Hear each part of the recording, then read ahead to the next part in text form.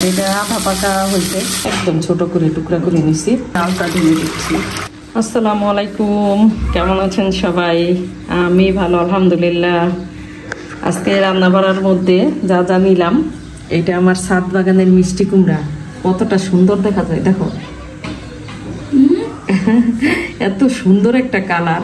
তো মিষ্টি কুমড়া এর আগেও রান্না করছি, তো তারপরে অর্ধেক রয়ে গেছে, অর্ধেক পুরাটা রান্না করি নাই, এখানে অল্প আবার রেখে দিছি কারণ অনেক হয়ে যাবে। আর এখানে গরুর মাংস নিছি, একদম ছোট ছোট পিস টুকরা করে, এটা এই যে একদম ছোট করে টুকরা করে নিছি। আর এটা হচ্ছে আমার ছাদ বাগানের পাতাকপি। একটু দূর থেকে দেখো অ্যামাউন্টটা, মানে একটা বড় বলে কাটছি পাতাকপি, যেহেতু অনেক বেশি, তো এগুলি রান্না করলে কমে যাবে, তো এতগুলি পাতাকপি নিলাম। এটা মাসকলার ডাল ভেজে নিছি, এটা এখন ব্লেন্ড করে নিব রান্না করার জন্য। এটা চালের গুঁড়ি, গতকাল রাতে আমি এটা ভেজে রাখছি এইভাবে। তো এটা দিয়ে আজকে চালের আটা রুটি করব আর পিঠা করব, এই জন্য এটা ভেজে নেওয়া। মাংসটা আমি ছোট ছোট টুকরা করে বসাই দিছি, প্রতিবারই আমি মেখে বসাই, কিন্তু আজকে অন্যরকম করে রান্না করবো, এই জন্য আর মেখে বসাই নেই। আর সবগুলি মশলাই একটু বেশি বেশি করে দেওয়া। এখন এটা আমি ঢেকে দিয়ে রান্না করবো। কালি জিরা ফোড়ন দিয়ে দিলাম,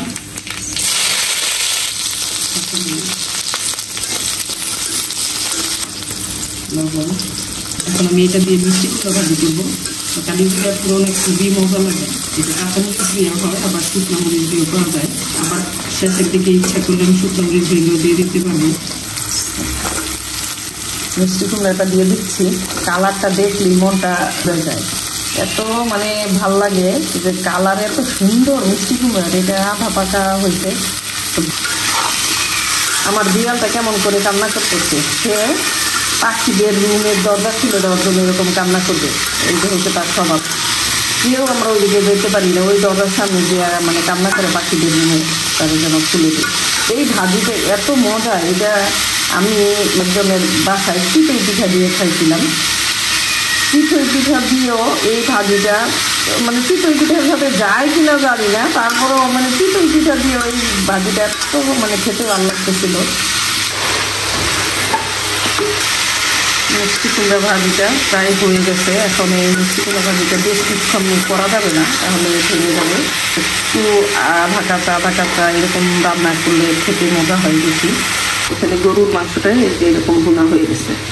তো এই ভুনা মাংস আমি এটা কেন এইভাবে রান্না করছি ছোট টুকরা করে, এই গরুর মাংসে আমি পাতাকপি দিয়ে ভাজি করব, এই জন্য আমি এরকম ছোট ছোট টুকরা করে নিয়েছি।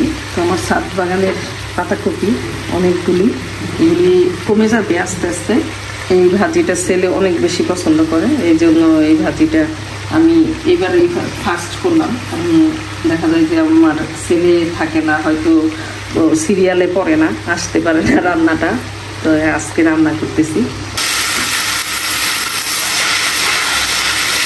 মিষ্টি কুমড়া ভাজিটা হয়ে গেছে, একদম মাঝখানে তেল চলে এসছে।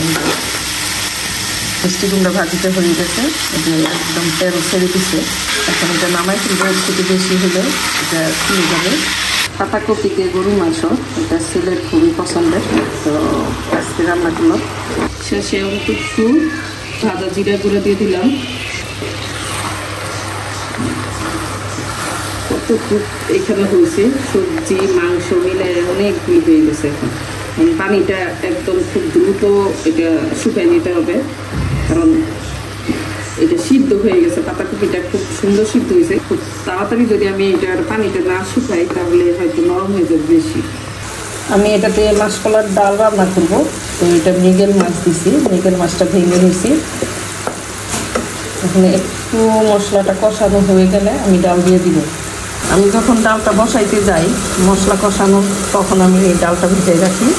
মশলাটা কষানো হয়ে গেছে, তেল উপরে উঠে গেছে, এখন আমি ডালটা ঢেলে দিচ্ছি।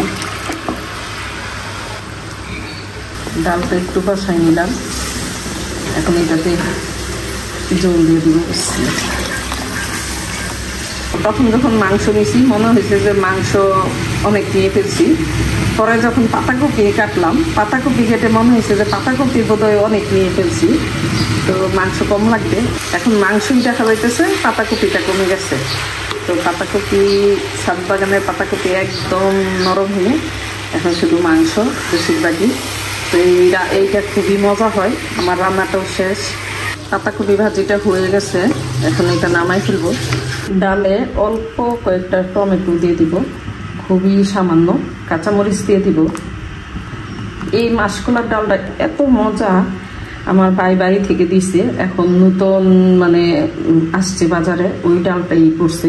তা আমি অনেকবারই নিয়ে আসি, কিন্তু গুলি এত মানে এটা যেমন কর্নফ্লাওয়ারের গুলে দিলে যেরকম হয়, এই ডালটা ঠিক ওরকম। বাজার থেকে যখন কিনে নিয়ে আসি এগুলি হয়তো পুরানো থাকে, এই জন্য ওইরকম হয় না।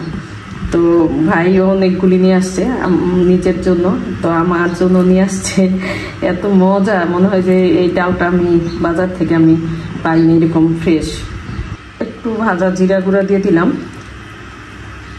এখন ডালটা হইতে থাক। ডালটার ফ্লেভার এত সুন্দর, মানে ভাজাটাও অনেক সুন্দর হয়েছে। এখন কিছু ধনিয়া পাতা দিয়ে নামিয়ে ফেলবো।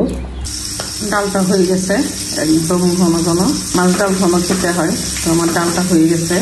তো আর যেহেতু বেশি করে রান্না করি, একদিনে শেষ হয় না, তো একদিনে শেষ করার ইচ্ছায় রান্নাও করি না, কারণ ডালটা পরের দিন আরও বেশি টেস্ট হয়। এখন রান্না করা শেষ, নামাই ফেলবো।